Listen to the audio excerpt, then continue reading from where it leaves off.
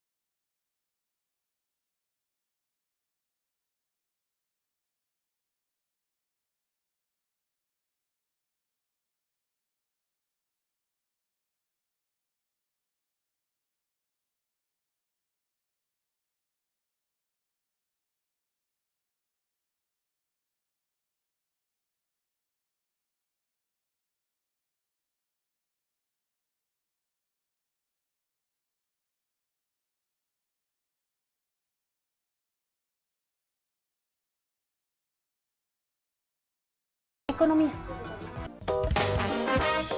Continúas viendo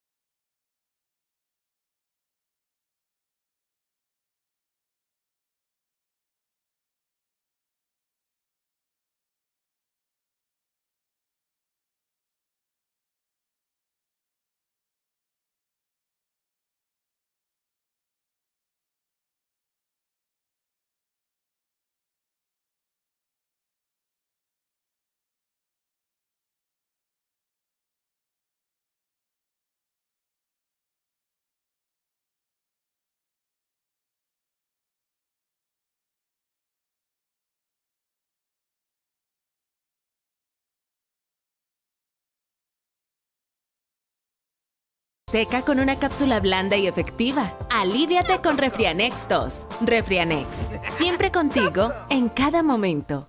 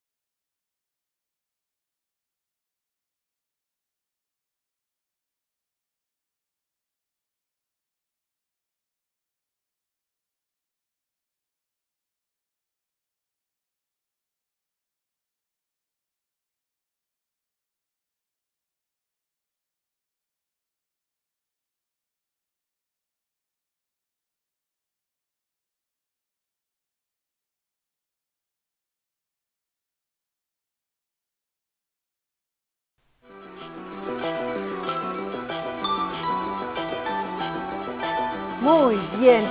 La llave de la guarida, que por temas de distancia se la paso a Jorge, que se la pase a Horst Greve, que se la pase a Gabriel Loza, la llave de la guarida, y que Gabriel se quede con la llave. Gracias. La llave, y espero que sea útil para entrar a la verdad. Exactamente, Horst. Esa es la idea. Ojalá haya una llave para la economía, para resolver los problemas. Para la estabilidad económica, una llave. Esa es la primera pregunta. Una llave para la estabilización. A ver, voy a ir rapidito con las presentaciones.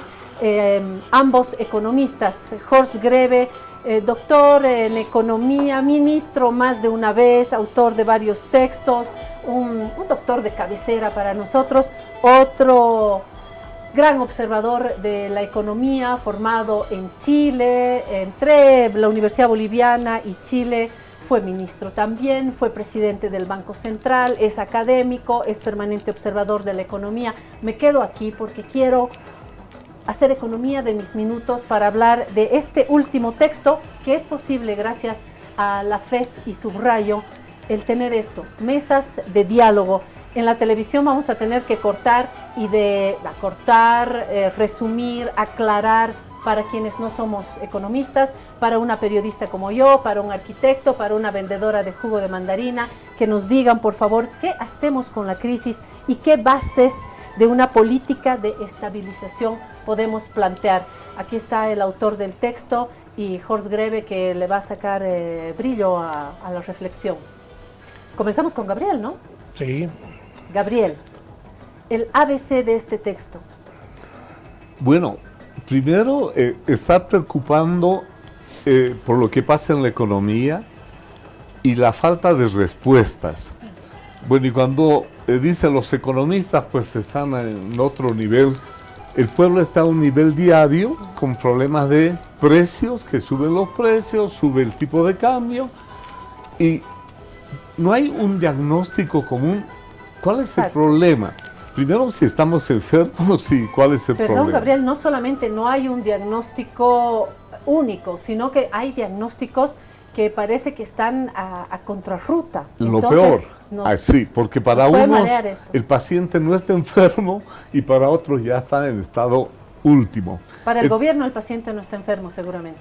Claro, y ahí vienen respuestas, se hacen medidas administrativas y otras que plantean que Bolivia ya está al borde del abismo y hay que, no sé, cambiar todo. La posición más sencilla es estar al medio, hay un problema, hay una crisis, y sobre el diagnóstico del paciente simplemente quería remitir a un cuadrito, al gráfico 1, que lo tenemos listo, Gabriel. Que lo tenemos listo. Aislinn, Vania y todos los que me están escuchando y viendo. Vamos a mandar a un primer gráfico que nos trae Gabriel para iniciar esta explicación. Ahí lo tenemos. Este es el gráfico 1, inflación, tipo de cambio fijo y paralelo. Yo simplemente reitero que no hay un solo diagnóstico, hay evaluaciones que pueden ir a contramano, y también me permito decir, Gabriel, leyendo rápidamente el documento, que esta no es una crisis como la del 82-85 y que esta crisis inicia el 2014, así que las culpas políticas que ya las vayan repartiendo, nosotros vamos a lo que vinimos, ¿no? Al camino. Así es, la idea es los hechos, mostrar los datos. Con este dato simplemente quiero mostrar que Bolivia ha vivido desde el 2006 hasta ahora una estabilidad de precios que en otros países de América Latina no se han dado. Los precios han estado relativamente bajos. ¿Qué quiere decir? Menos de 2 dígitos. Para los economistas, 2 dígitos quiere decir 10%, hay que asustarse. Hemos estado con torno al 3, 4%, una baja inflación. ¿Pero a qué se debió esa baja inflación? A un tipo de cambio que era fijo. El tipo de cambio era fijo y por lo tanto ayudaba a lo que llamamos un ancla cambiaria. Ancla cambiaria quiere decir, en un barco, cuando se viene las olas, se mueve, se pone el ancla y el ancla estabiliza el barco. ¿Qué ha pasado? ¿Eso es el 696, Gabriel? Exacto, esa fue el ancla del 696. Pero ya el 2023, 2024, viene insuficiencia de divisas que se decía transitoria, pero se ha vuelto permanente, y el ancla se levanta de golpe. ¿Qué quiere decir eso? La arrancan en realidad, ¿no? Exacto. El tipo de cambio sigue el mismo. Y eso es, si tratamos de resumir las distintas versiones de los expertos, eso es básicamente que ya no exportamos gas, que nos volvemos un país Ahí importador. vamos a ver el segundo cuadro de por qué se Bien. levanta el ancla cambiario. Hasta aquí, Horst, ¿firmas todo? Sí, pero quería empezar agradeciendo por la invitación y deseando todo lo mejor para el futuro. Este es un programa muy promisorio. Espero que tenga una gran audiencia y que realmente cumpla con el propósito de abrir un debate Plural, directo, ¿no? Sobre plural, todo. con varias versiones, visiones y propuestas. Sí. Mi nombre está mal escrito. Horst Greve. Es Bueno, empieza con una queja. ST. H-O-R-S-T. Horst. H-O-R-S-T. Bueno, ahora, Comencemos así. a lo que vinimos. Yo creo que estamos en una oportunidad única para combinar varias interpretaciones. No nos olvidemos que la semana pasada el gobierno ha sacado un nuevo paquete de medidas con 11 medidas y 7 decretos. Este viernes, ¿no? Ha salido. De Harvard han sacado una serie de conclusiones de una reunión enorme donde han estado más de 90 personas con muchos diagnósticos, miradas, propuestas, etc. Y por otra parte también tenemos el país movilizado políticamente. Entonces se está preparando una tormenta perfecta y lamentablemente eso va a perjudicar con alta seguridad el trayecto tranquilo que debería llevar la ciudadanía a cambiar el sistema económico a través de un cambio de la gestión política después de las elecciones. Entonces tenemos mucho material y creo que hay que tratar de apretar lo más sintéticamente posible en esta primera reunión de conversación aquí en La Guarida para dar paso a toda una larga discusión en los próximos meses donde podríamos cotejar con una visión profesional crítica las diferentes propuestas que existen, porque tenemos divergencias en la naturaleza de la crisis. Tenemos diagnósticos contrapuestos en el sentido de que son diferentes las interpretaciones, pero también tenemos una interpretación diferente sobre la secuencia de las medidas que se deben adoptar. Hay unos que apuestan por un enfoque de shock, todo junto en una sola vez y después aguantar. Hay otros que postulan el gradualismo, ir tomando medidas en... Amparo Vallivian, por ejemplo, es un economista que plantea eso, de una y que moje a quien moje, ¿no? Bueno, la historia ha demostrado que cuando se tiene el mandato político adecuado, el shock es conveniente. El problema es cuando no tienes el mandato y tienes que tomar una serie de medidas que al mismo tiempo van arreglando la economía, pero te afianza como gobierno. Porque si no, el gradualismo se lo comen las protestas y el rechazo que generan. Eso pasa siempre, ¿no? Así es. Entonces tenemos aquí... Cuando se va perdiendo el crédito político, el gradualismo queda en la nada. Así es. Y es algo que economistas como Gabriel Loza, que nos está mirando hace muchas décadas, se dará cuenta. Las y los bolivianos somos indomables. Entonces, ¿cuál es la ruta, Gabriel? Retomando otra vez la Así es. concepción. Somos, como decía Zabaleta, un país abigarrado. Y eso quiere decir complicado, muy difícil. Pero quería terminar el dato del diagnóstico. ¿Por qué? Porque se levanta el ancla. El tipo de cambio es el mismo. ¿Cuál es el ancla que se ha levantado? Es el tipo de cambio paralelo. Y eso es real. Muy mal. Claro, está en el mercado. Real, mágico, virtual, lo que sea. Eso es peligroso en una economía, porque la referencia ya no está dada en el tipo de cambio oficial, la estabilidad de precio.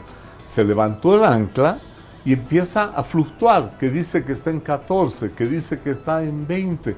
Me acuerdo a las épocas de Torrelio cuando se hizo la flotación, después vino lo de la UDP, donde empiezan a mover el tipo de cambio. 81 y y eso es 82 es el momento más difícil, ¿no? Eso ha sido ya no hay confiabilidad en el tipo de cambio oficial. Y eso preocupa. ¿Por qué? Porque inclusive si mañana se quiere devaluar a 10, el tipo de cambio se va a volver a trepar. O sea, va a empezar a hacer una escalada y eso es entrar en una espiral de inflación. En el trabajo de la FES planteé el peligro es entrar en una espiral inflacionaria. Se mueve el tipo de cambio, se mueve el precio, se mueven los salarios y Jorge conoce la época tan difícil cuando se mueven los precios en la economía. Por lo tanto, la primera preocupación es que eso se tiene que parar, porque eso no es una buena señal para la economía. ¿Cuál es la causa? ¿Cuál es el motivo? Muchos dicen la ineficiencia del gobierno, la falta de medidas. Bueno, lo más fácil, culpa del modelo anterior y ahora va a haber un nuevo cambio y se va a cambiar todo. También es peligroso decir que con solo un cambio de gobierno se resuelve. Y en el segundo gráfico, que es el trabajo que se presentó para diagnosticar bien la crisis, hay que tener una radiografía, hay que tener una ecografía. Este segundo gráfico es mi ecografía de lo que está pasando. Vamos a ir entonces al equipo, al gráfico 2, para que continuemos con esta explicación. Gráfico 2 es crisis del sector externo, crisis fiscal y crisis de divisas. Exacto. Lo que está en el gráfico ahí es el crecimiento montañoso que tenemos como Bolivia, como economía. Es con puntas y con caídas. Ahí están las reservas internacionales del país. Y lo medimos en relación al PIB. ¿Por qué en relación al PIB? Al tamaño de la economía, las reservas. Y las reservas internacionales del país crecieron, cuando uno observa, gracias a 2004, cuando empieza el tema de hidrocarburos, auge de precios, pero también auge de producción y exportación, y llegamos a la fecha fatídica 2014. Llegamos a un máximo. Y como en todo ciclo se sube, y eso representaba, en términos de divisas, lo que representaba para el PIB, para el tamaño de la economía, un 45% del tamaño de la economía. Esos 15.000 millones de dólares se alcanzó el 2014. Y ahora, ¿dónde estamos? En 4.000 millones, en 4% del PIB. Este gráfico es simplemente para explicar por qué no hay divisas, por qué no hay combustible, porque el combustible se nos acabó. Tenemos que tener divisas para importar combustible. YPFB, exportador neto, ahora se ha vuelto importador neto de combustible. ¿Hay una responsabilidad en YPFB en esta gestión? Uno es el tema de los recursos del país. Generalmente no sabemos lo que tenemos. Por lo tanto, la primera discusión que se ha dado es que cuánto eran las reservas, que si el dato era de tantos trillones o menos. Lo cierto es que se agotaron, que se disminuyeron esas reservas. No se repusieron. Es inversión, eso ya es tema de fondo del país, ¿cómo se hace? Pero es que no sabíamos que se iban a agotar. Bueno, se estaba gastando el combustible y estaban bajando ya el volumen de las exportaciones de hidrocarburos se empiezan a caer ya a partir Pero eso no se vio, no se previó. He visto la cara de sorpresa de Jorge. Sí, ahí hay una interpretación que yo creo que hay que complementarla. Estamos viendo los síntomas y frente a una situación donde claramente no hay dólares, no hay combustible, suben los precios, etcétera, lo que tenemos que discutir son dos cosas. La primera y la más urgente es encontrar las medidas, las decisiones de la autoridad gubernamental para encarar esa crisis y corregirla y revertirla. La otra cosa que hacen algunos es empezar la persecución de culpables. y decir quién es culpable de esto, qué pasó en tal tiempo, etcétera. Eso es muy político, ¿no? Y ese es el tema que normalmente confronta a la sociedad, a los economistas, a los analistas con el gobierno, porque ahí naturalmente hay responsabilidades.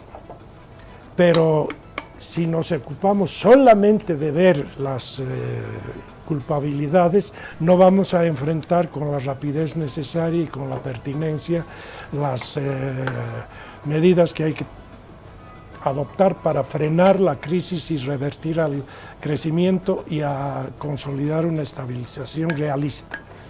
Entonces, ese es el debate y tiene muchas aristas que se han, yo diría, entreverado también con las peleas dentro del partido de gobierno, porque el 2014 había claramente un gobierno y un ministro de Finanzas o de Economía, el presidente Evo Morales, el ministro Arce, y ahí empezó la reducción del ingreso y la afluencia de divisas externas.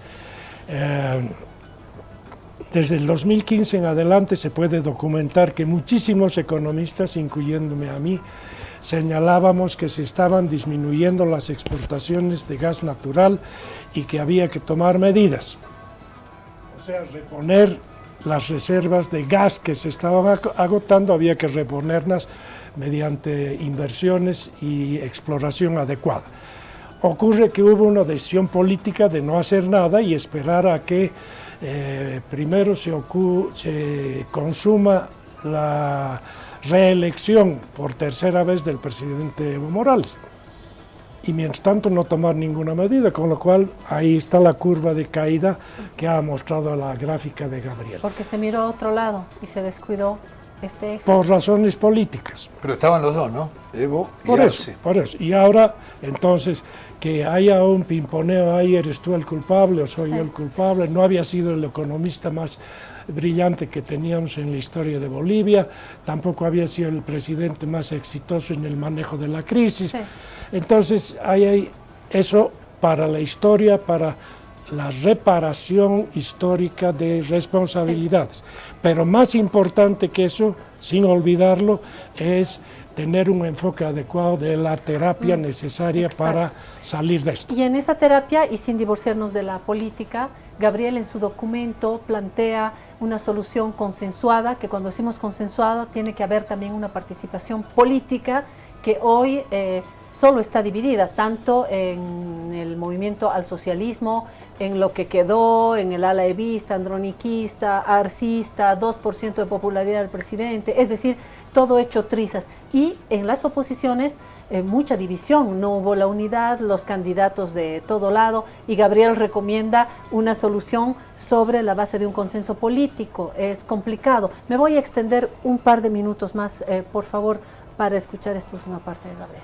La idea es un programa mínimo, unas medidas mínimas para llegar a un consenso. Yo creo y confiaba en que se podría alcanzar eso, pero cuando veo que no se ponen de acuerdo en nombrar a una encuestadora, cuando veo que las listas no se cumplen, que no hay acuerdo ni siquiera en nombrar a un vicepresidente, me asusto, porque el prerequisito es llegar a un acuerdo mínimo político. Pero las respuestas están dadas. Es lo que se llama el ajuste, es un tema de cinturón. Bueno, ya no se usa mucho el cinturón, pero si has gastado mucho, gasto fiscal, has gastado divisas, tienes que ajustarte y tienes que gastar menos. Y para las divisas, las recomendaciones hay dos formas de hacer el ajuste. Fuerte, tipo fondo monetario, y un ajuste que sea más selectivo. Tratar de hacer un ajuste inteligente. En el documento Gabriel dice con FMI, sin FMI, puede ser algún otro organismo, pueden ser países amigos, ahí Así dependerá también de, bueno, del carácter de quien ejecute esta política. Horst, ¿tiene que ser así?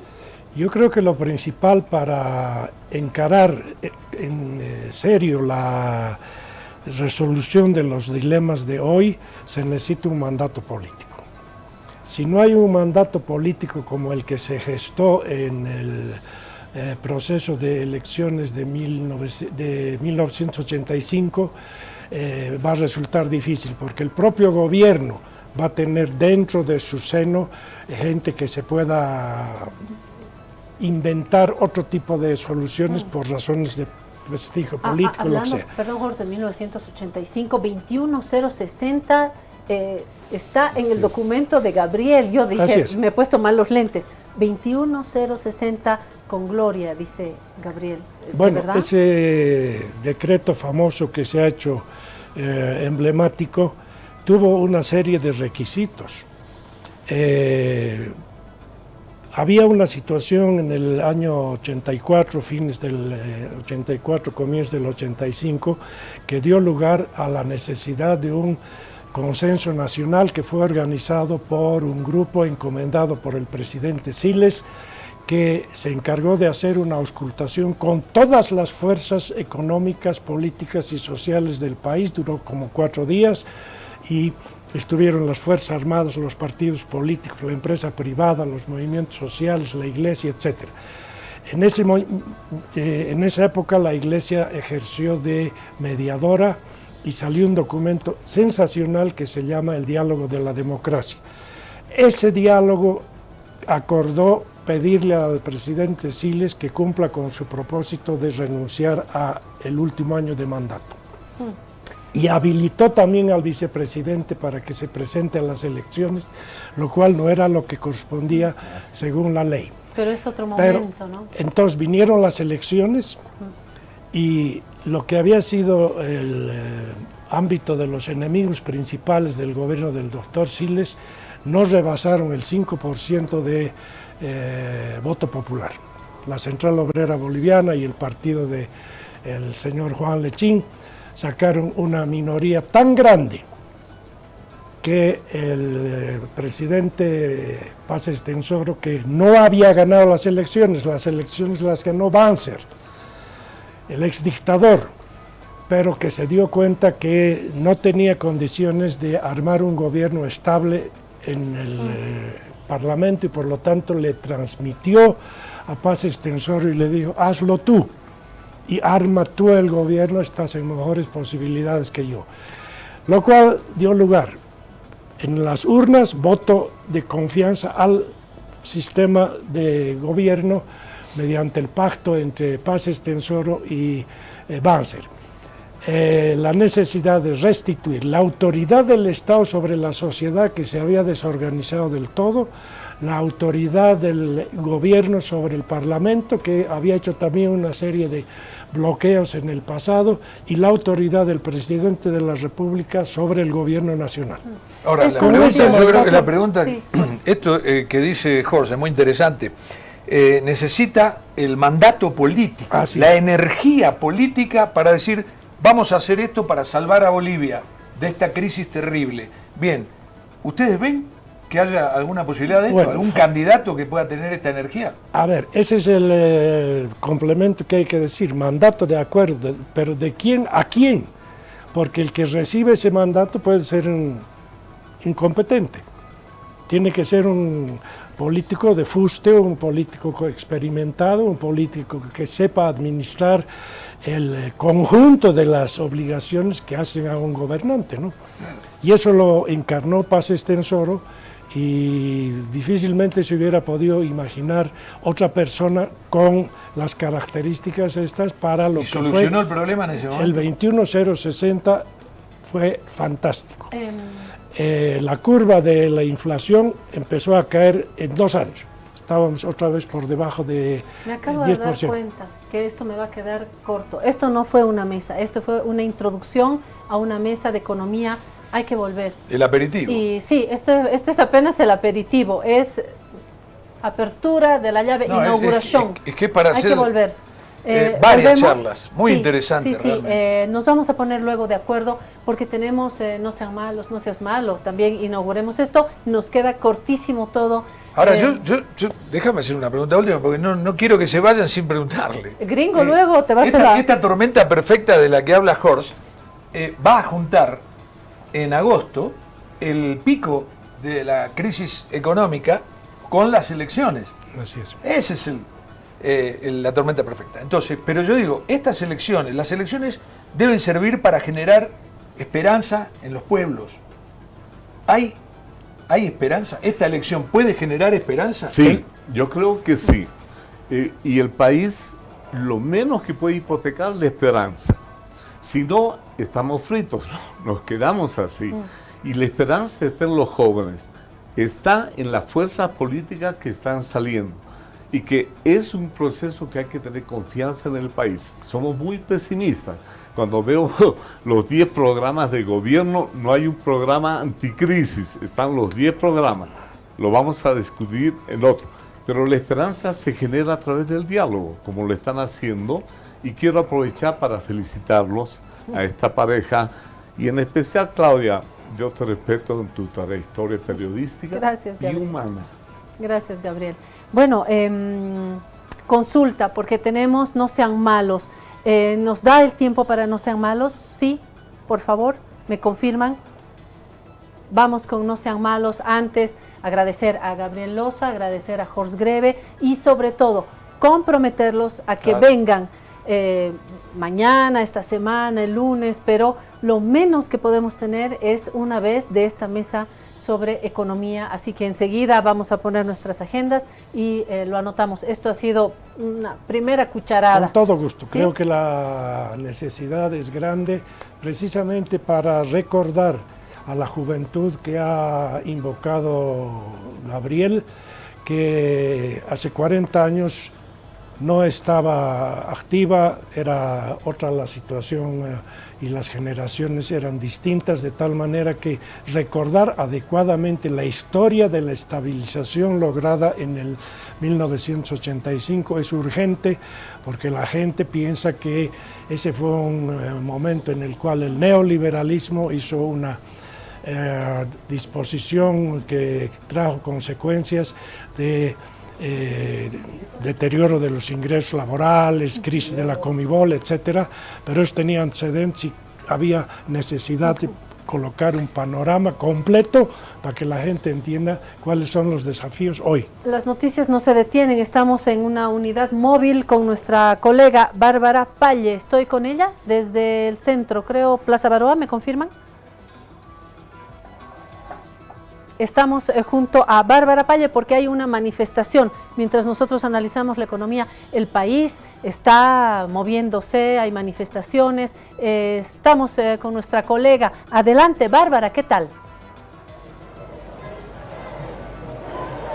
Gracias, Claudia. Es así, nosotros estamos ya en la avenida Montes, la marcha está descendiendo hasta el centro paceño, hay bastante resguardo policial en las diferentes instituciones, pero nosotros vamos a hablar con Juanita Ancieta, la dirigente nacional de las Bartolinas. Hermana, estamos en vivo para Viayala, nuevamente tenemos que salir a la calle. Así es, hermana, aquí estamos, verdaderamente el pueblo movilizado, organizado. Primero en la defensa de la economía, porque el hambre no tolera el pueblo boliviano. Prácticamente este gobierno no garantiza nada.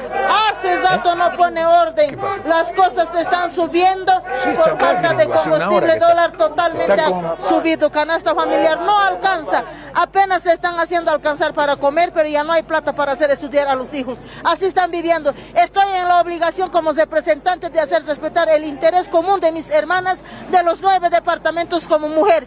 La familia del gobierno de Lucho enriqueciendo y el pueblo boliviano muriendo de hambre. Eso es lo que no vamos a tolerar de este gobierno. Y encima pisotea la democracia, que no respeta a nuestro candidato ganador. Sí tiene capacidad para resolver esta situación del país. Por eso estamos en la calle. Los 9 departamentos están movilizados, en cada departamento medidas diferentes, y aquí también estamos con esta marcha ingresando en este momento.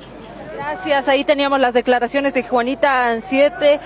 Juanita Ancieta, en todo caso, 11 de la mañana con 47 minutos, ya se va a ir cortando la vía de la avenida Montes y la San Francisco, tomar las previsiones necesarias, y por supuesto han señalado que este tipo de movilizaciones van a persistir durante toda la semana. Retornamos a este estudio. Retornamos agradeciendo a mi colega Bárbara Palle por este contacto. Se está movilizando la sociedad, esto está sucediendo en las calles y por eso mismo es urgente que estos dos académicos vuelvan. Gracias, Gabrielosa, gracias, Jorge Greve.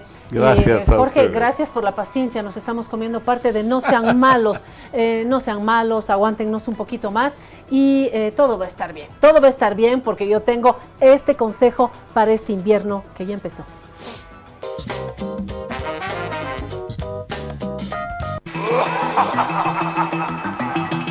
Fuerza Morena.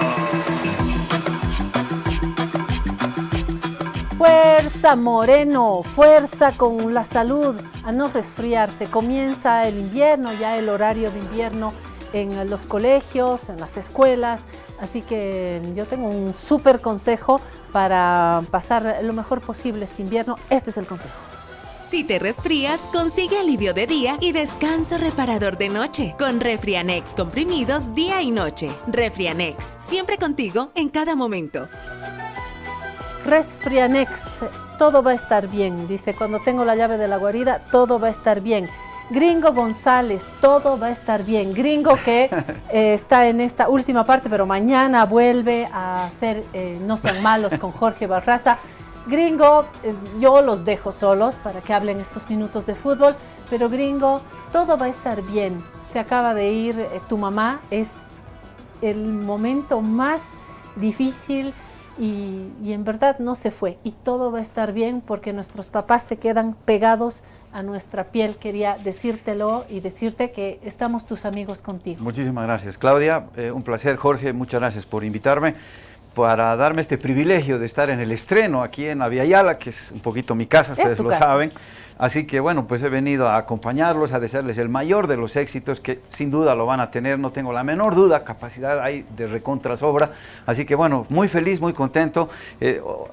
Se suele dar una patadita al inicio de estos proyectos televisivos, ¿no? Aquí no vamos a copiarnos eso, simplemente que la patadita sea espiritual, ¿no es cierto? Y bueno, que represente eso, el deseo de que les vaya bien. Tan de la casa eres que tú vas a mandar No Sean Malos, mándalo tú. Perfecto, y ni siquiera me has dado tu llave porque yo tengo la mía. No, yo tengo la mía. Ah, tienes tu llave. Claro, obvio, yo aquí me entro nomás. Entonces, manda Gringo al No Sean Malos, a ver. ¿Saben ustedes qué es esto? No Sean Malos. A ver, se lo vamos a presentar, bien así.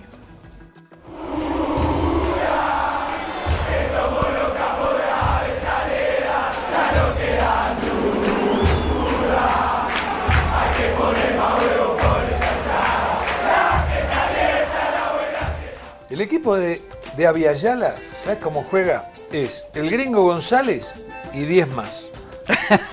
Ojalá. Sí, por eso vas a estar mañana. Sí, bueno. Pero, a ver, hay una noticia que nos va a dar 5 minutos. Da para mucho más, pero la vamos a... Hoy, exactamente, faltan 10 días para el partido del $1.000.000. Yo digo el $1.000.000 ¿por qué? Porque Bolivia se juega prácticamente su clasificación al Mundial, o su posibilidad de ir al Mundial, frente a Venezuela el 5 de junio en Maturín. Maturín, ¿qué es? Es una ciudad que no es súper futbolera, pero hace un calor infernal, una humedad de locos, y te ponen ahí para cocinarte. ¿Viste? Acá vos lo llevas al Alto, 4.150, y ellos te mandan a Maturín. ¿Cabal? Sí, es correcto, pero fíjate, Jorge, que tenemos ya historia con esto de que nos lleven al calor. ¿Te acuerdas la eliminatoria justamente para el Mundial de Estados Unidos, el 94? Nos llevaron a Puerto Ordaz, que yo no sé cuál es más cálido y más húmedo, si Puerto Ordaz o Maturín. ¿Sabes cuántos les pusimos ese día allá en su casa, en el calor, en la humedad? ¿Cuánto? 7-1. Sí, pero ya es otra Venezuela. Es otra Venezuela. ¿O no? Es otra Venezuela. Bueno, es otra Bolivia también, ¿no es cierto? Así que vamos a ver. No, pero Venezuela era el Benjamín de Sudamérica. Así es. Todo el mundo quería jugar contra Venezuela porque sabía que le ganaba de local y de visitante. Decían, bueno, contra Venezuela ya tenemos 6 puntos. Eso decían todos. Ahora no. No, seguro. Ya Venezuela, escuchá, en este campeonato, en esta eliminatoria, empató los 2 partidos contra Brasil. Sí, no perdió por primera vez en la historia ni un solo partido contra Brasil. Y le ha empatado en la Copa América de Brasil. O sea, es otra Venezuela. Y saca muchos jugadores, es muy buen equipo. Pero nosotros ahora estamos enfocados en la lista que acaba de dar ayer Oscar Villegas. Una lista que hay muchos nombres interesantes y hay muchos nombres nuevos, ¿no? Vamos a poner esa lista bien cerquita, para que la veamos. Vos fíjate, vuelve Lampe. Esa es la novedad en el... Es la primera novedad. Sí. Yo de todas maneras creo que Lampe no va a tapar. Creo que va a seguir Vizcarra. Salvo que, diría, me permito aquí hacer un pequeño paréntesis, ¿qué tal si juega el miércoles contra Cerro Porteño aquí Lampe? ¿Tú crees que se anime Robato a ponerlo a Lampe para el partido con Cerro Porteño, que es un partido también importantísimo para el Bolívar? Tiene que ganar para pensar en Sudamericana. Pero de todas maneras no cambiaría nada, porque tanto Lampe como Vizcarra, incluso como Vanegas, sí, son muy buenos arqueros. De acuerdo. Yo siempre digo lo mismo. Le pasa a todos los países de Sudamérica, menos Ecuador, que ha tenido problemas de arquero, y Paraguay, que tuvo problemas de arquero. Pero los demás puestos, si todos los demás puestos fueran como el de arquero, Bolivia sería una selección de primerísima. Imagina, totalmente de acuerdo. Entonces, yo no lo descartaría a Lampe para el partido de la selección, en tanto y en cuanto juegue este miércoles. Sí, yo creo que va a ser un parámetro. Tal vez contra Chile acá. Pero el primer partido con Venezuela estoy segurísimo de que va Vizcarra. Porque está en estado, ¿no? Pero me llaman la atención algunos nombres. Ahora, vos fíjate, en la defensa hay 3 laterales derechos. Medina, sí, Macazaga y Rocha. Eso me llama la atención, ¿no? Sí, 3. Sí. Después hay 2 izquierdos, que son Ervin Vaca y Roberto Carlos Fernández. Que puede... Aquí, a partir justamente de esa dupla, lo vamos a conversar seguramente mañana con más detalle, pero digo, la posibilidad de que lo adelantes a Roberto Fernández te abre la puerta atrás para que entre Ervin, marcando esa punta. No, es que ya Ervin Vaca, ya jugaron juntos, contra Paraguay acá, por ejemplo. Que ese día hizo Ervin Vaca el gol. Exactamente. Entre paréntesis, me gusta mucho Ervin Vaca, tiene personalidad y me gusta también en ese puesto, de lateral izquierdo. Yo creo que lo encontró ahí Villegas. De acuerdo. Y después, bueno... creo que no va a haber ninguna duda que Jaquín y Efraín Morales son los 2 centrales titulares, ¿no? Sí, seguramente. Como viene sucediendo en los 2 anteriores partidos. Claro. La defensa yo creo que va a ser básicamente la misma. Yo te cuento que me traje, seguramente mañana lo vamos a hablar con más detalle, pero la alineación de cuando perdimos con Perú fue Vizcarra, Sagredo, que no está, ese es otro tema que seguramente lo vamos a charlar. Uno de los ausentes ilustres. Sin duda. Pero mira, Morales y Jaquín hicieron pareja en el Perú-Bolivia y en el Bolivia-Uruguay, los 2. Y Diego Medina por la otra punta, que creo que es indiscutible. Claro, acá va a ser, mirá, Medina, Jaquín, Efraín Morales y Ervin Vaca. No tengo ninguna duda. O Roberto Carlos. No, Roberto Carlos va a ir adelantado como extremo, no como extremo, sino como carrilero. De acuerdo, perfecto. ¿No? Y después, entre los mediocampistas, un jugador que a mí particularmente me gusta mucho, que es Cuellar. Sí. Un 5 que tiene polenta, que tiene fuerza, que tiene energía, traba. Después va a estar Robson. ¿Ya? Segurísimo. Te estás acercando al momento culminante de ese mediocampo. Al momento culminante, no, va a jugar... ¿Quién reemplaza a Ramiro Vaca? A Ramiro Vaca lo va a reemplazar, para mí, Villarroel. Que Moisés. Es muy buen jugador, viene bien hace tiempo. Capitán de Blooming. Capitán de Blooming, le pega muy bien a la pelota, que es una cosa muy parecida a lo que tiene Ramiro Vaca. De acuerdo. Que es el ausente ilustre de esta convocatoria. Lamentablemente. Y acá adelante, bueno, también está Villamil, ¿no? No nos olvidemos sí, que Óscar Villegas cree mucho en Villamil. Pero bueno, acá llegamos al nombre que es la incógnita, que es Miguelito Terceros, jugador que a mí me encanta. Miguel Terceros lo ha convocado Villegas, pero ¿podrá jugar? Acá está la gran duda. ¿Podrá jugar? Porque todavía no recibió la sanción. Recibió la sanción deportiva. 5 partidos. Sí. La pregunta del millón es la siguiente. ¿Está arraigado Miguelito? Esa es la pregunta, porque él tiene una deuda en la justicia penal del Brasil, que claro, eso sí es más grave. Sí.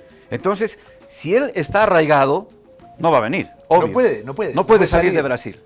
Si no estuviese arraigado, tendría que estar participando en este juego, porque esos 5 partidos son del campeonato local, de la segunda división, que es donde juega justamente Miguelito. Entonces, abrigo la esperanza de que no esté arraigado, pero claro, fíjate que cuando el primer día, cuando se hace la denuncia, lo llevan a la policía, abren una causa judicial y yo no sé si le dan medidas sustitutivas, ¿no es cierto? Que es, no te vamos a mandar preso, te vamos a mandar a tu casa, puede ser un arresto domiciliario.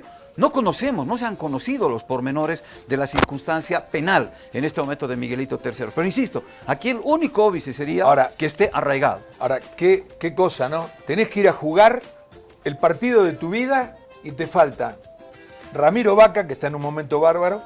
Yo sé que no te gusta demasiado, pero es un jugador bárbaro. No, es extraordinario. Y aparte le pega brillante a la pelota y puede hacer el gol. Y Miguelito. Y Miguel está entre comillas, ¿no? Está entre signos de interrogación.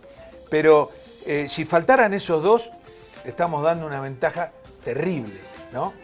Porque son dos jugadores que tienen gol, dos jugadores creativos, dos jugadores con mucha técnica, y Bolivia no se puede dar el lujo de faltar esos dos. Ahora, el tema Vaca es terrible porque alguien dijo, le pueden llegar a levantar la sanción. Yo creo que las sanciones de doping jamás se levantan y el mínimo que tengan son 2 años. Luego que esté aplicada la sentencia, esto hay que decirlo, es muy probable que pueda reducirse. Siempre, primero hay que recibir la sentencia y después trabajar para tratar de reducirla. Yo lo que te puedo asegurar es esto. Pongo las manos en el fuego de que nunca quiso tomar algo para sacar ventaja deportiva. Es un muchacho que se cuida, es un deportista tremendo, Ramiro Vaca. Seguro, no, absolutamente. Coincido. Debe haber habido un descuido de alguien ahí. ¿No? La única posibilidad es que la prueba o los estudios demuestren que efectivamente se trata de una sustancia que no podría ser considerada como antidoping. Mira, hay un antecedente que es Rodrigo Ramallo, en 2015. Él consumió una carne justamente antes de ir a jugar un partido con la selección y resulta que la carne estaba contaminada con clenbuterol, que es una sustancia que le dan al ganado, ¿verdad?, para que mejore sus condiciones. Él consumió esa carne contaminada y salió positivo en clenbuterol. Salió positivo inmediatamente, lo suspendieron, estuvo 3 meses suspendido. Y cuando al final salió el fallo, dijeron, se archiva la causa porque no hay materia justiciable. Se liquidó el tema. Esperemos que suceda algo parecido en el caso de Ramiro Vaca. Sí. Pero en este momento él no va a poder jugar, porque ya tiene una suspensión temporal que, recordemos, en otros casos, ¿no es cierto?, ha durado hasta 6, 7 meses. Te puedo contar mañana los detalles. Sí. Son 2 bajas, una segura y la otra en duda, seguro, que es la de Miguelito, que serían terribles, ¿no? Seguro. No obstante, lo cual a mí me llama la atención en la lista, cómo Villegas es un tipo muy atrevido, muy corajudo, sigue llamando jugadores nuevos. Vos fíjate la cantidad de jugadores nuevos que hay y mirá lo que estaba mirando yo, ¿no? No está Ramiro Vaca, no está José Sagredo, sí, después de muchísimo tiempo de ser titular. Así es. No está Marcelo Torres, que estuvo en la anterior convocatoria. No está Ábrego, Roller Ferrufino, Boris Céspedes, que es otro que cayó también lamentablemente con un doping. Sí. No está Henry Vaca, es como que forma parte del pasado. Luis Paz. Bueno, Jusino, Justiniano, Saucedo, Ramallo, que recién lo nombraron. Es decir, si nosotros miramos las primeras convocatorias de Bolivia para esta eliminatoria, esta es otra Bolivia, completamente diferente. Efectivamente. Y ahí está la valentía del técnico de decir, voy a renovar de verdad. Está renovando de verdad. Eso hay que aplaudírselo. Seguro que sí. Bueno, ¿me prometés que venís mañana? Claro que sí. Seguimos. 100%. Hay mucho, pero muchísimo para conversar. 100%. Bueno, pero yo ya me voy porque me tengo que tomar el Refrianex. No demore entonces, apúrese. y nos vemos mañana a las 11, otra vez con La Guarida, que fue nuestro programa inaugural. Estoy contentísimo acá en Aviala. Si te resfrías, consigue alivio de día, descanso reparador de noche y fortalece tu sistema inmune con Refrianex sobres día y noche. Refrianex, siempre contigo, en cada momento. Bueno, mañana te prometo hablar, ¿sabes de quién? De Platense. Estoy loco con Platense. Un cuadrito así chiquitito, pero que se bajó a Racing, a River y a San Lorenzo, a los 3. Además a River, ¿en qué circunstancia, no? Con ese intento ahí del árbitro de favorecer. Era para ganarlo 2-0 y el árbitro se lo empata. Qué bárbaro. Mañana lo charlamos. Sí, mañana lo charlamos.